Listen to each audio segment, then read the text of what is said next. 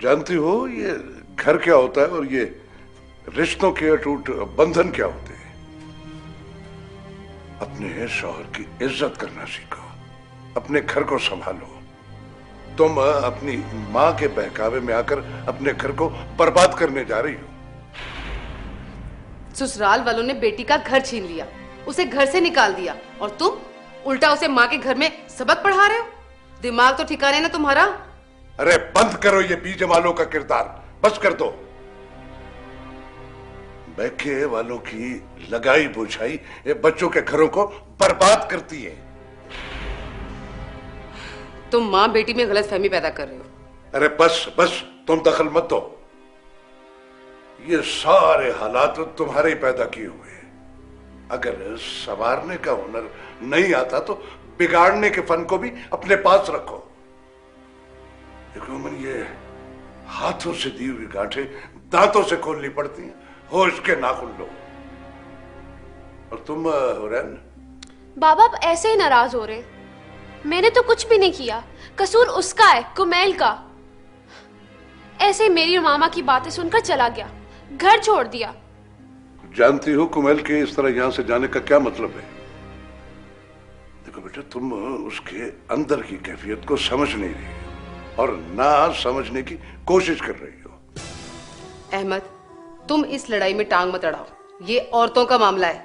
नहीं, ये घर का मसला है और ये सारे का सारा मसला तुमने खराब किया है। और फिर हुरैन के बचकाना रवैये ने इसे बिल्कुल खराब करके रख दिया। ओह नो डैड, आप कुमैल का बिहेवियर भी तो देखें। इसकी जिम्मेदारी किस पर है? तुम पर बेटा, सिर्फ तुम पर। जब शौहर को जिंदगी का साथी समझने की बजाय जर खरीद गुलाम समझ लिया जाए तो फिर उसके आफ्टर इफेक्ट यही होते हैं। क्यों अपने मशवरों पे चला के इसे बेसकून कर रहे हो? बेटी की जिंदगी का चैन और करार लूटने वाली तुम हो, तुम।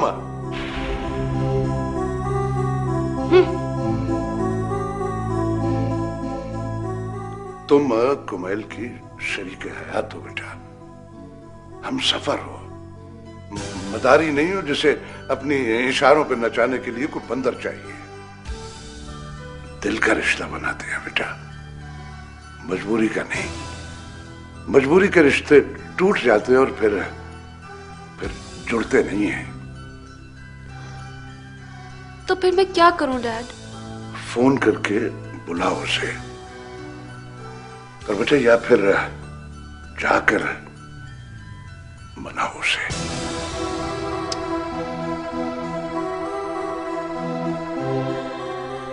मत कहो मुझे मामा, तुम्हारे मुंह से निकला हुआ माँ का लफ्ज नापाक हो जाता है। तुमने मेरी जिंदगी में जहर घोल दिया।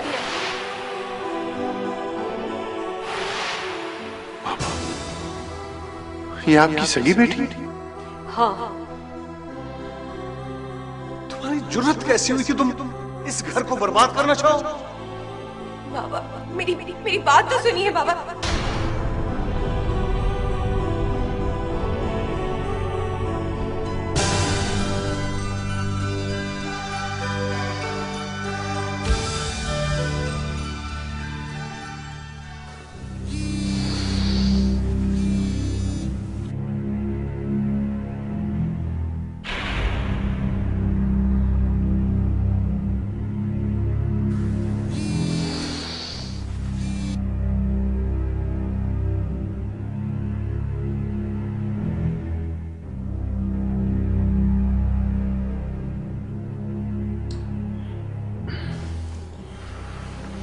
कुमैल, किसका फोन आ रहा है?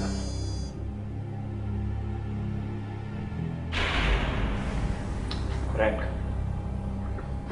फोन उठा, बात करो उससे। अब कोई गुंजाइश नहीं है। अरे यार, अगर तू उससे बात नहीं करेगा तो मिसअंडरस्टैंडिंग कैसे खत्म होगी? तो प्लीज उससे बात तो कर।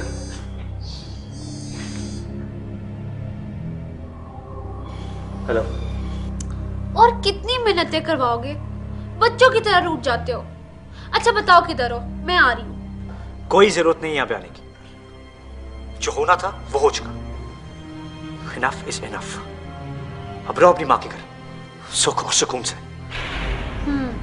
तो गुस्सा उतरा नहीं, हाँ? मेरा सुख और सुकून चाहिए तो घर लौट आओ। प्लीज आ जाओ ना घर, मैं तुम्हारा इंतजार कर रही हूँ।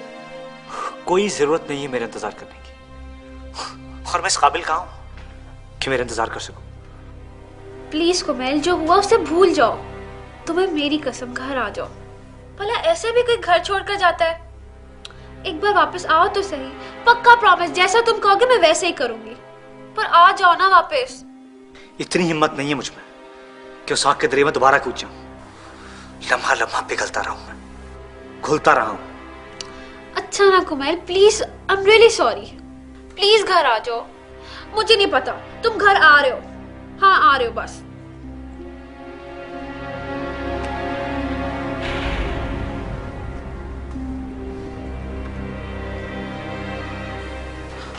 कुमेल, कोई ऐसी हरकत मत कर देना जो बाद में पछतावा बन जाए। वो बुला रही है तो चले जाओ ना। जो सुलूक वो माँ बेटी कर चुके हैं उसके बावजूद चला जाऊं? कुमैल, हुरैन तुम्हारी वाइफ है, तुम जाके उससे बात करो। जो मिसअंडरस्टैंडिंग है उसे क्लियर करो यार। हाँ देखो, बात बढ़ाने से क्या फायदा? अगर तुम्हें आंटी ईमन की कोई बात बुरी लगी है तो तुम हुरैन से बात करो, वो बात करेगी उनसे। जिस वक्त ये बात हुई हुरैन वही मौजूद थी। ठीक है वो वहां मौजूद थी, लेकिन फिर भी तुम्हें चाहिए कि तुम उससे बात करो ताकि वो आंटी ईमन को समझाए। हुरैन को अपने एतमाद में लो, उसे अपनी बात समझाने की कोशिश करो, तभी उसका दिमाग ठिकाने आएगा ना। प्लीज कुमेल, हमारे कहे पे चले जाओ।